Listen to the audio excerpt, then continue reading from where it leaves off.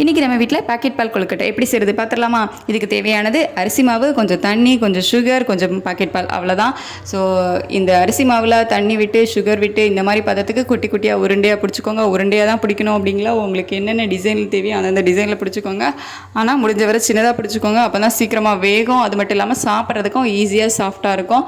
So நான் வந்து எல்லா மாவையும் அழகாக குட்டியாக பால் ஷேப்க்கு, அதாவது குட்டி குட்டி பாலாகவே உருண்டையாக பிடிச்சி வச்சாச்சு எல்லா மாவையும். இனிமேல் வந்து அப்படியே சமைக்க ஆரம்பிச்சிட வேண்டியதான். உங்ககிட்ட தேங்காய் பால் இருந்துச்சு அப்படின்னா அது கூட சேர்த்துக்கலாம். நான் இன்றைக்கி தேங்காய் பால் சேர்க்கல, பாக்கெட் பால் தான் வந்து காய்ச்சி ஆற வச்சுருக்கேன். அந்த பால் தான் இன்றைக்கி சேர்க்க போகிறேன். ஸோ அதுக்கு முன்னாடி கடாயை எடுத்து அடுப்பில் வச்சுக்கலாம். அடுப்பை ஆன் பண்ணணும் மறக்காமல். ஸோ ஆன் பண்ணிவிட்டு அதுக்கப்புறமா நம்ம வந்து 1 கப் தண்ணி ஊற்றலாம். ஸோ தண்ணியை ஊற்றி முடிச்சதுக்கப்புறமா சுகர் போட்டுக்கோங்க. உங்களுக்கு எவ்வளோ தேவையான, உங்களுக்கு இன்றைக்கி எவ்வளோ இனிப்பு வேணும் அப்படிங்கிறத பொறுத்து சுகர் வந்து ஆட் பண்ணிக்கோங்க.